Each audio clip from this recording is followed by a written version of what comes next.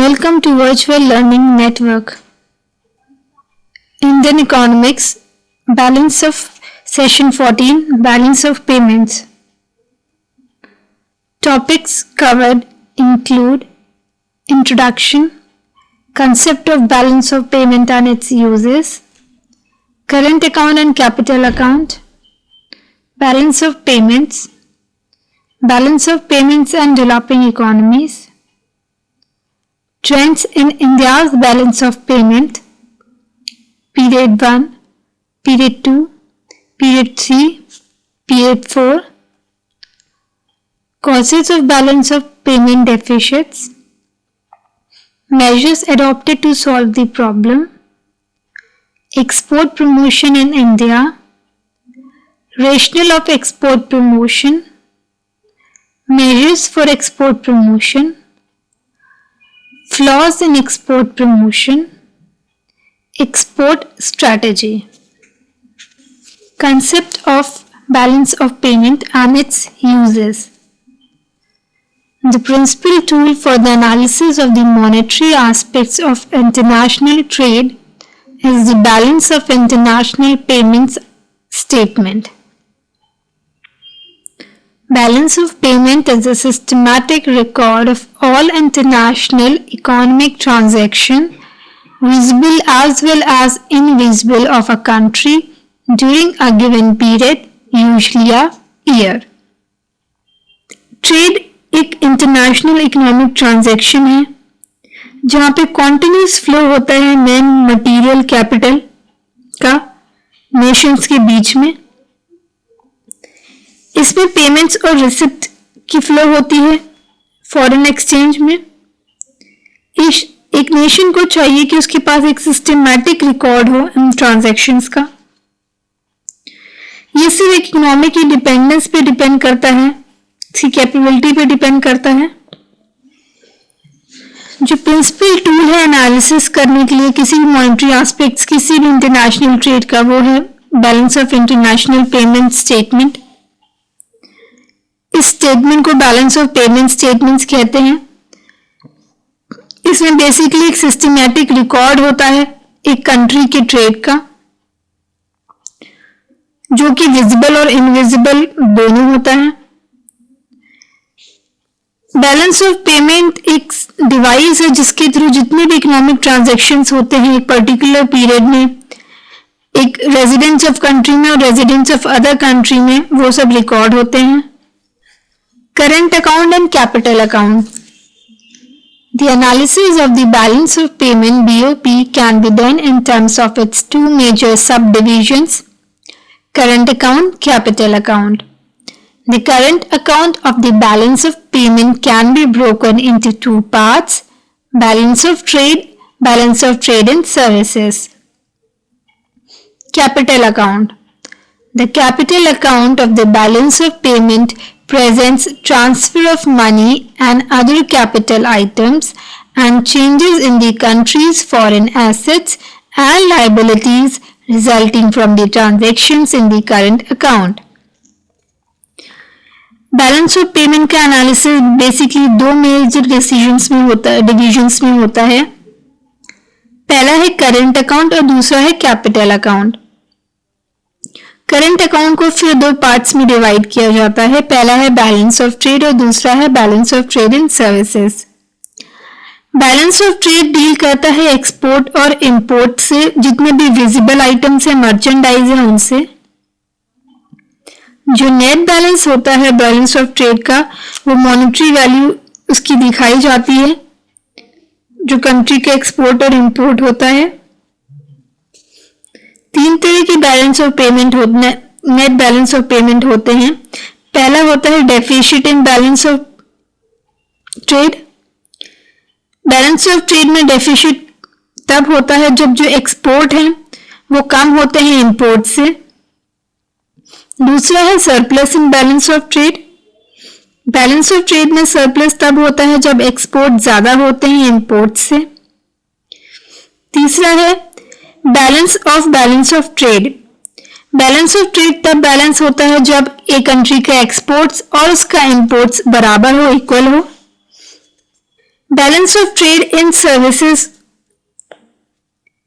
Net receipts दिखाता है country की उसकी सर्विसेज में। इसको बेसिकली इनविजिबल ग्रुप में क्लासिफाई किया जाता है, जो कि 5 तरह के होते हैं, जैसे सर्विसेज बैंकिंग में, इंश्योरेंस में, शिपिंग में, रॉयल्टी में, कंसल्टेंसी सर्विसेज में, पोस्टल सर्विसेज में, इन्वेस्टमेंट इनकम में, ट्रेवल में, गवर्नमेंट ट्रांसफर में और प्राइवेट ट्रांसफर में। जितने भी ये ट्रांजैक्शन हैं ये टू वे ट्रांजैक्शन होते हैं बेसिकली। बैलेंस ऑफ सर्विसेज भी 3 तरह के होते हैं। पहला है deficit in balance of trade in services. ये तब होता है जब हमारी रिसिप्ट्स पेमेंट से कम होती हैं। Surplus in balance of trade in services तब होता है जब रिसिप्ट्स ज्यादा होती हैं पेमेंट से। और बैलेंस होता है balance of trade in services में जब रिसिप्ट्स पेमेंट के इक्वल होती हैं। जो बैलेंस होता है करंट अकाउंट का वो सम बेसिकली एडिशन होता है बैलेंस ऑफ ट्रेड का और बैलेंस ऑफ सर्विसेज का।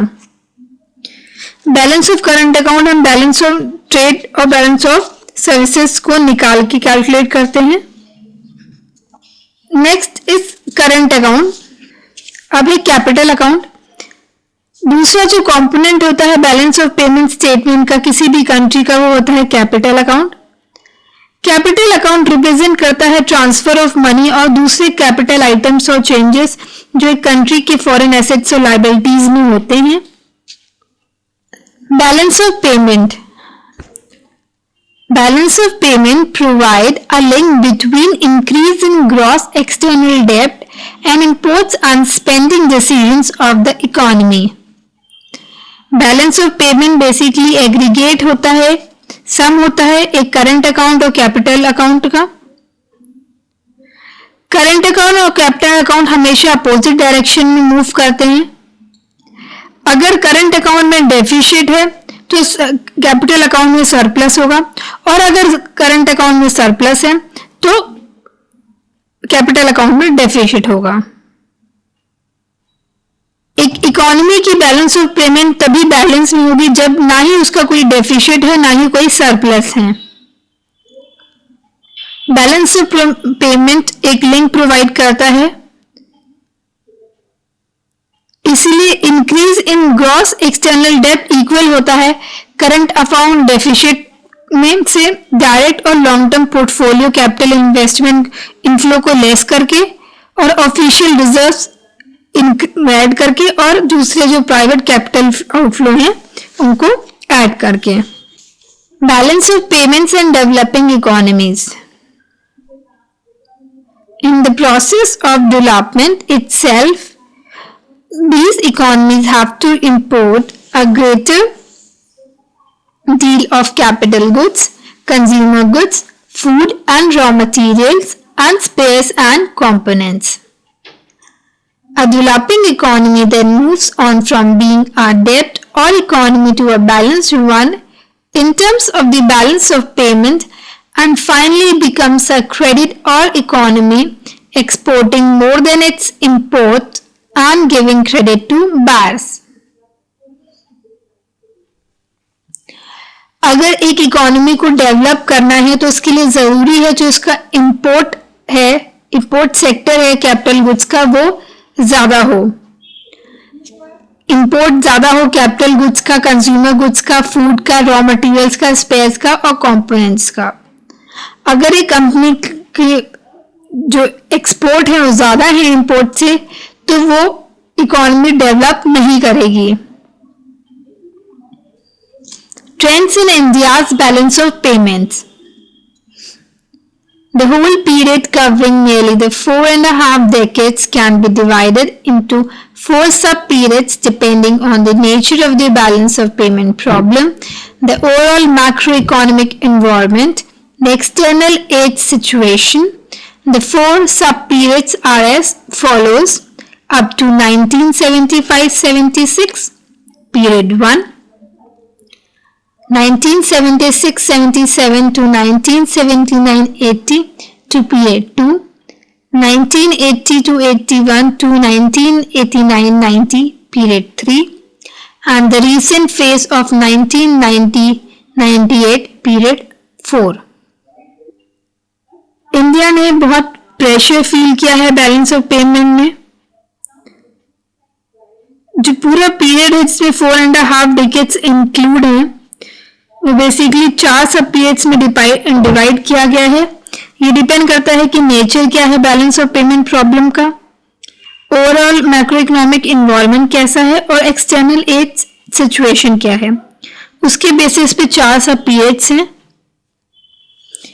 जो पीरियड 1 है जो अप टू 1975-76 का है, ये बहुत ही डिफिकल्ट पीरियड था इंडिया के लिए, क्योंकि जो एक्सपोर्ट थी उसमें बहुत ग्रोथ रेट बहुत कम था और इंपोर्ट का ज्यादा था.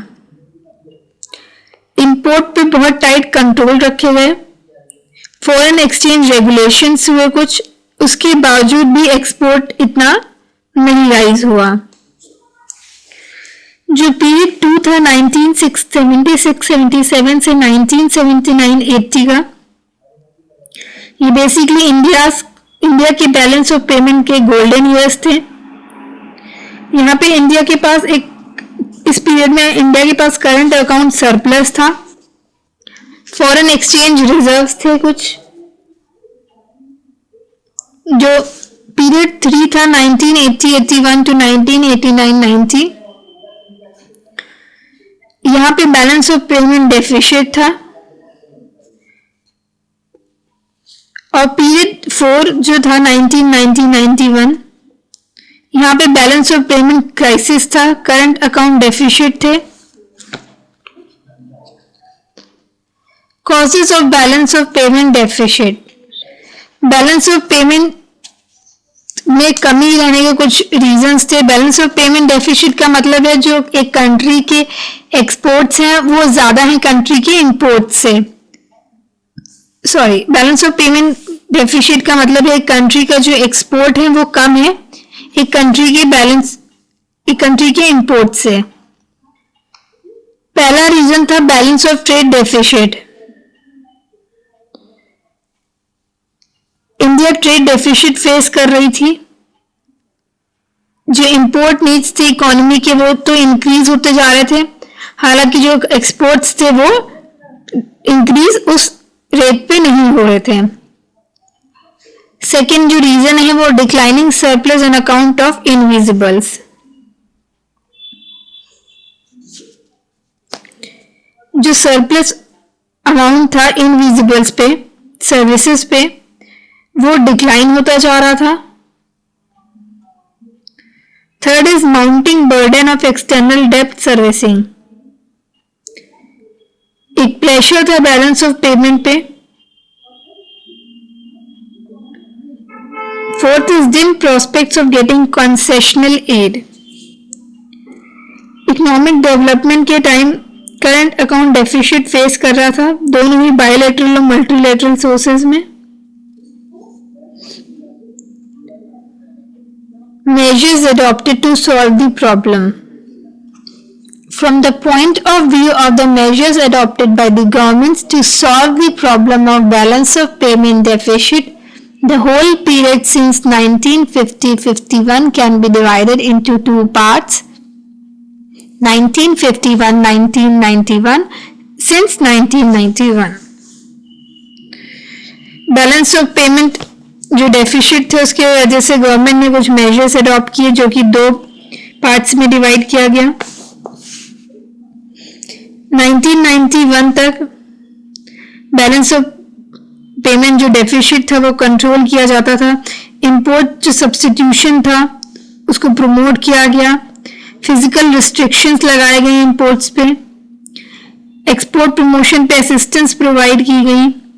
फॉरेन एक्सचेंज अर्निंग्स इनविजिबल्स पे बढ़ाने के लिए इंसेंटिव्स प्रोवाइड किए गए. कुछ फिजिकल और मॉनेटरी डिसिप्लिन आई जिसने एग्रीगेट डिमांड को कंट्रोल किया. एक्सचेंज रेट पॉलिसी और फॉरेन ट्रेड पॉलिसी रिफॉर्म्स हुए कुछ. नेक्स्ट जो है वो है since 1991 rationale for export promotion. Among the factors that make it compulsive to increase the level of our export, the following may be mentioned. In the context of our past experience, it may no longer sound proper to depend upon external assistance to finance essential imports. Exports may also be needed to raise the earning capacity for import of essential consumer goods like edible oil food grains. The existence of a highly diversified industry with a large entrepreneurial base experienced in assimilating technology. Export promotion को कुछ rational था, factors थे कुछ. ये देखा गया कि कुछ टाइम पीरियड के बाद कि एक्सटर्नल असिस्टेंस फाइनेंस के लिए, इंपोर्ट को फाइनेंस करने के लिए कोई ज्यादा डिपेंड करने की जरूरत नहीं थी. एक्सपोर्ट की जरूरत थी ताकि अर्निंग कैपेसिटी बढ़ सके, और हाईली डाइवर्सिफाइड इंडस्ट्री जो ऑलमोस्ट हर एरियाज में है उनकी जरूरत थी. Measures for export promotion. Export promotion measures adopted by the government have embraced a number of areas like production for export, quality control, packaging, export credit and finance, export incentives and assistance, export marketing organizational setup, etc. Export promotion एक multi dimensional activity है. Export promotion measures government के द्वारा adopt किए गए production के area में ताकि export हो सके, क्वालिटी कंट्रोल हो सके, एक्सपोर्ट क्रेडिट मिल सके, फाइनेंस मिल सके, export incentives, assistance, export marketing organisational setup. The various measures undertaken under these different heads are export production, export credit and finance, export incentives and assistance and organizational setup. कुछ measures adopt किए गए. पहला था export production. जो production था export का उसको special treatment दी गई गवर्नमेंट के द्वारा. एक्सपोर्ट प्रोसेसिंग जोन्स थे कुछ फ्री ट्रेड जोन्स पे सिंगापुर और हांगकांग में, जहां फ्री एक्सपोर्ट्स और इंपोर्ट्स को फैसिलिटेट किया गया. Export credit and finance, short term export credit provide किया गया कमर्शियल बैंक के द्वारा प्री शिपमेंट के और पोस्ट शिपमेंट फाइनेंस के फॉर्म में. EXIM bank, export import bank government ने सेटअप किया ताकि वो फाइनेंस कर सके, प्रमोट कर सके और डेवलप कर सके फॉरेन ट्रेड. ये जनवरी 1982 में आया. EXIM bank principal financial institution था जो एंगेज था और कोऑर्डिनेट कर रहा था जो जितने भी इंस्टीट्यूशंस थे जो एंगेज थे एक्सपोर्ट और इंपोर्ट गुड्स को फाइनेंस करने में, प्रमोट करने में. ये बैंक फाइनेंशियल असिस्टेंस प्रोवाइड करता है इंडियन एक्सपोर्ट्स को डायरेक्ट असिस्टेंस, फाइनेंशियल असिस्टेंस के थ्रू, ओवरसीज इन्वेस्टमेंट फाइनेंस के थ्रू और टर्म फाइनेंस के through. Export incentives and assistance, बहुत तरह के एक्सपोर्ट इंसेंटिव्स इन्वॉल्व हैं. ये इंसेंटिव्स 3 कैटेगरीज के थे: फिजिकल इंसेंटिव्स, फाइनेंशियल इंसेंटिव्स और special incentive schemes. Physical incentives जो थे वो income tax concessions, custom drawback, refund of excise duty, exemption from sales tax, provision of export under bond, इन सब के फॉर्म में थे। फाइनेंशियल असिस्टेंस में कैश असिस्टेंस प्रोवाइड की गई ताकि प्रमोट हो सके export facilities.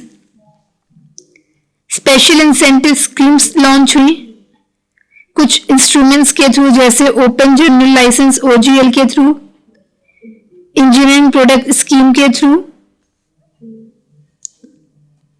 Flaws in export promotion. A major flaw in our export promotion system is that we have been given undue emphasis to improving price competitiveness of export products and profitability of exports promotions. सबसे बड़ा जो flaw था export promotion system में ये वही था कि इतनी एम्फेसिस नहीं दी गई।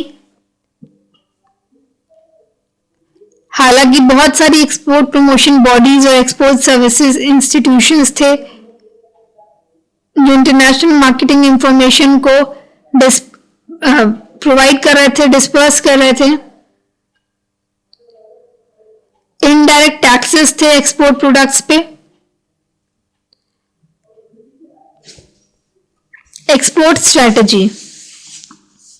A sound strategy of export promotion need incorporate the following features. एक अच्छी एक्सपोर्ट स्ट्रेटजी कुछ फीचर्स इंक्लूड करती है जो है एक साउंड एक्सपोर्ट प्रोडक्शन बेस को बिल्डअप करना, सेटअप करना, एडुकेट टेक्नोलॉजी सप्लाई करना, कंसेशनल सप्लाई करना इंटरमीडिएट गुड्स का, एक्सपोर्ट्स में एक सेलेक्टिविटी रखना, वेयरहाउसिंग फैसिलिटीज को एक्सपैंड करना, ट्रेड इंफॉर्मेशन को सप्लाई करना और एफर्ट्स देना ताकि जो मार्केट है उसको और भी वाइड किया जा सके और भी डाइवर्सिफाई किया जा सके। Now we have certain questions, do it yourself. First is explain the concept of balance of payment. Second is discuss about the export promotion in India. That's all for this session. Thank you.